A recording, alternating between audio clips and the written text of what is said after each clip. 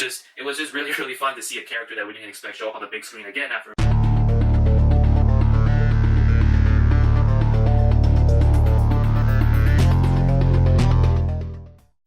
What's up, guys? Welcome back to the channel. I just got back from watching Solo: A Star Wars Story, and here is a very quick breakdown / review of my initial thoughts of the new Han Solo: A Star Wars Story.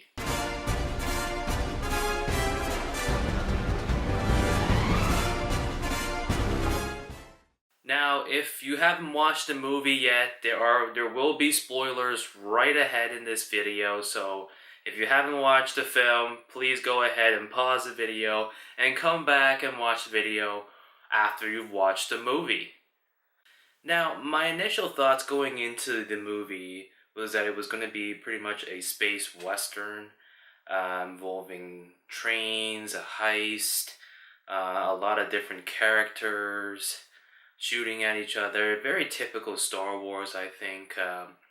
Going in, I thought the movie was going to be really, really fun.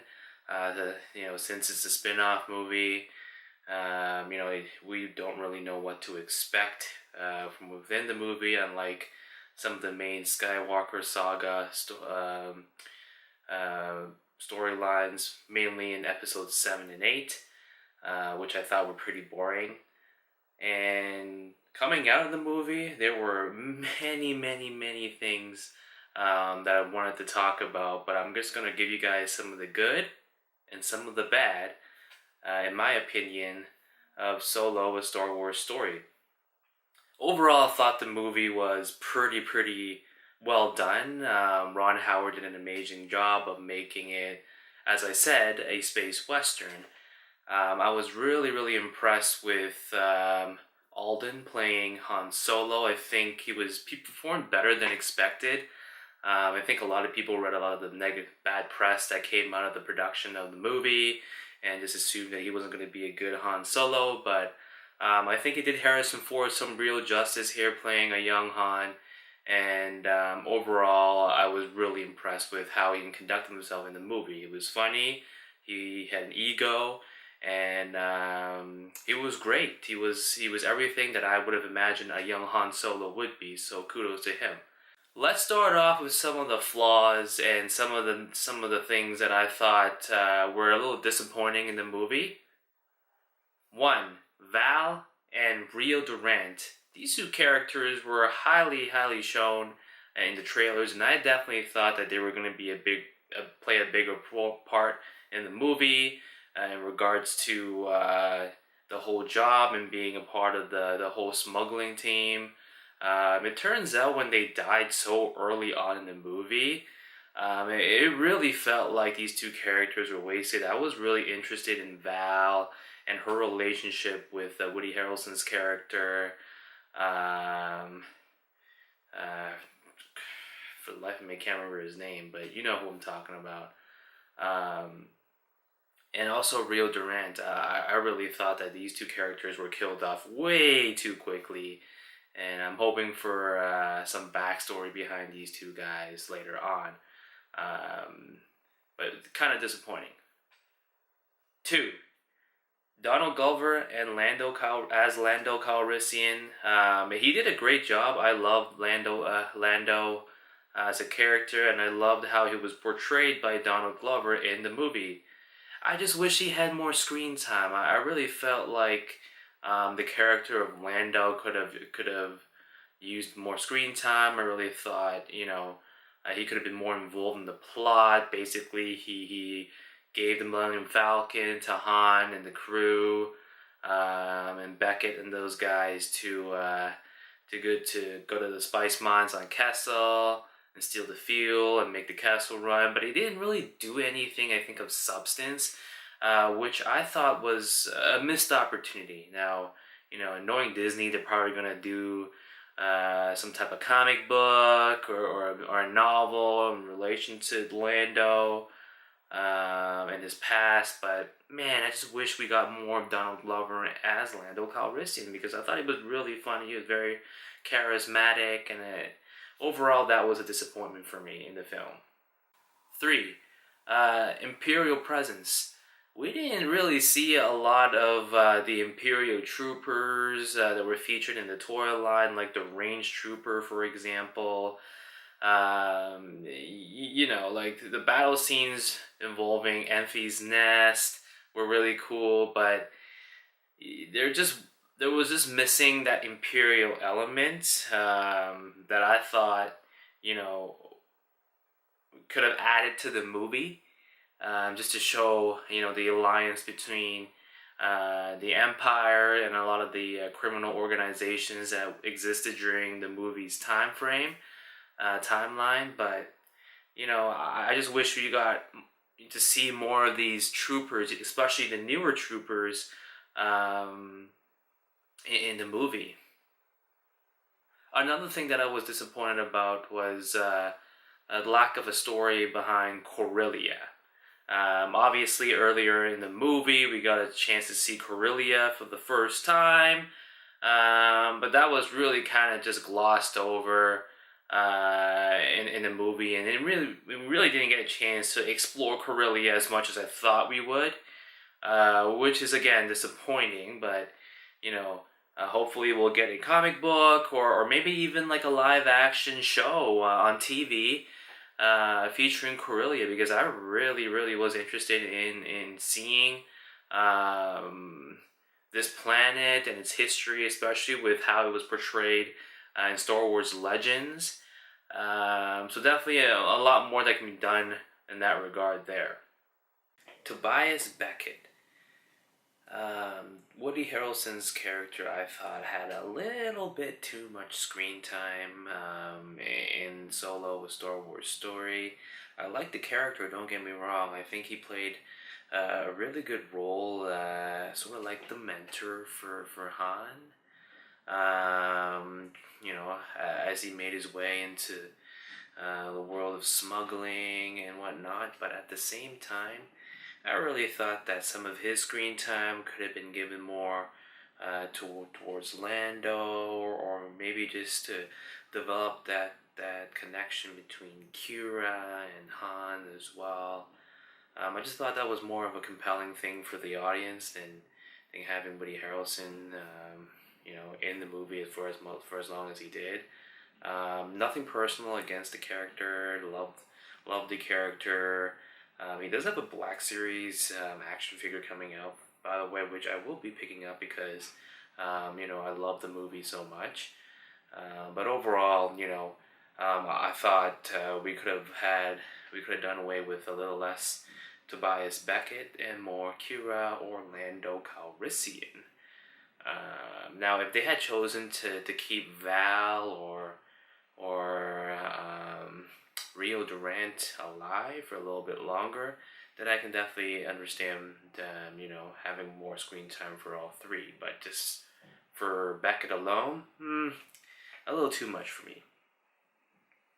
Now, L3 is basically Han Solo's, the Han Solo version of Rogue One's K2SO. Same type of spirit, same type of character and droid. But personally, I thought she was a little bit annoying. The whole droid rebellion thing I thought was a little bit cheesy. I didn't mind it too much, but again, I think it was overdone just a little bit. She also has a Black Series toy coming out, which I may or may not be picking up. I'm still looking for a Qi'Ra. I'm still looking for all the new Black Series characters. Hasbro has done a pretty terrible job of distributing, and Walmart doesn't have any Black Series as of right now. So they're getting pretty hard to find. But overall, I thought the character, the droid, was okay. Not as good as K2SO.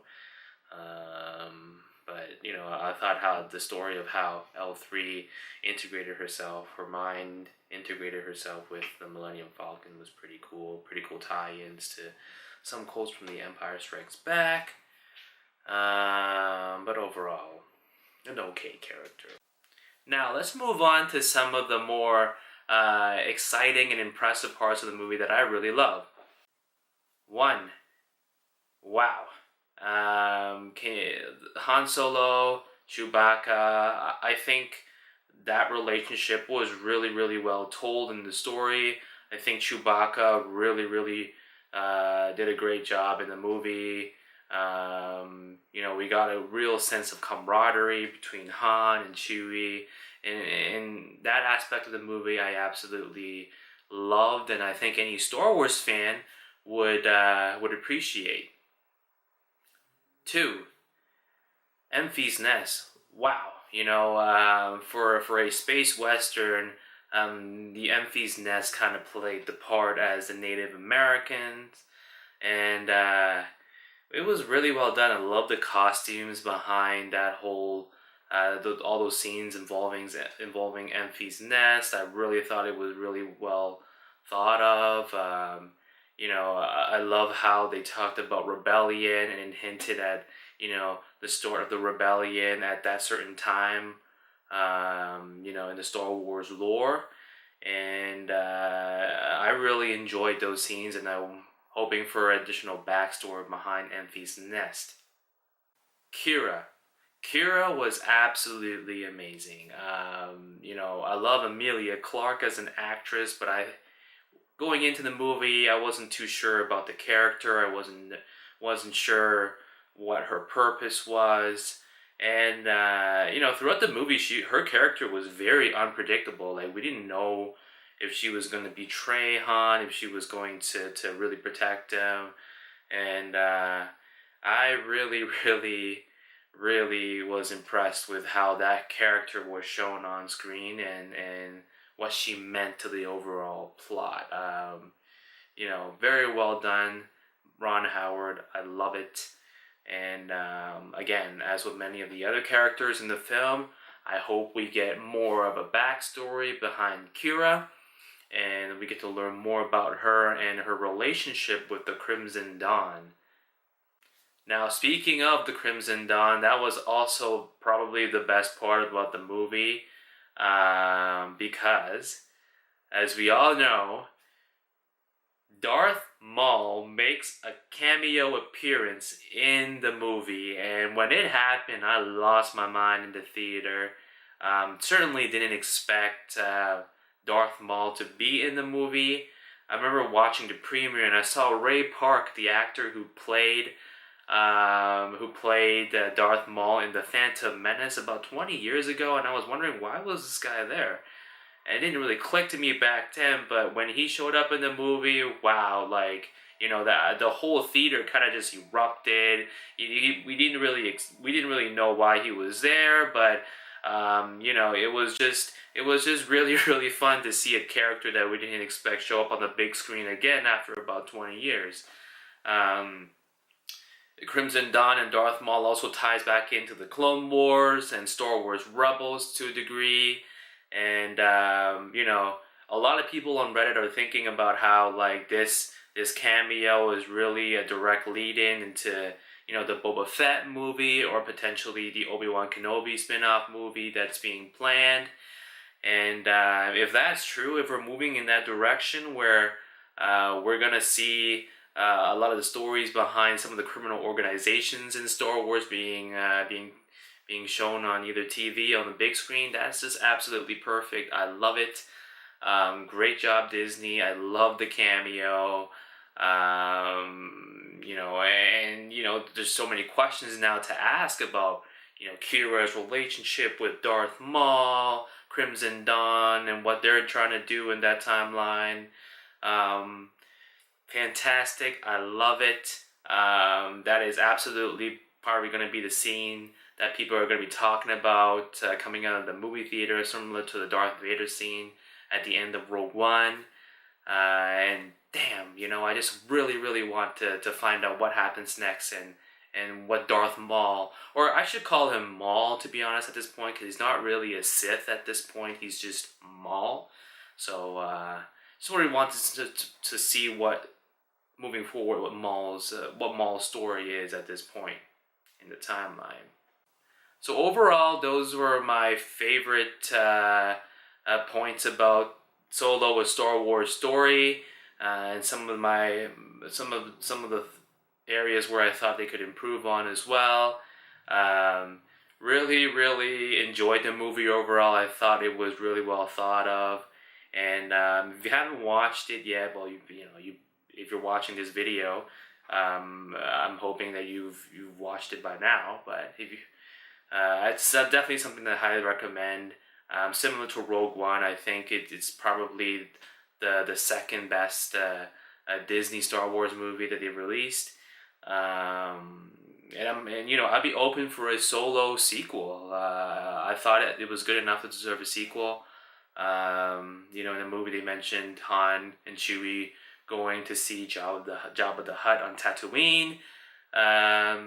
So there's definitely many possibilities for sequels moving forward and more stories to be told. And bravo Disney for doing a great job. And those are my thoughts on Solo: A Star Wars Story. So 4.5 stars out of 5. Definitely enjoyed it. Really brought the fun, I think, back into the Star Wars franchise after the dud that was The Last Jedi. I personally didn't love The Last Jedi at all. So if you like this video, give a like and comment below on what your thoughts are on Solo: A Star Wars Story. Did you like it? Did you not like it? Did you enjoy the cameos? Did you enjoy the performances of the actors? Let me know in the comment section below. And until next time, may the toys be with you.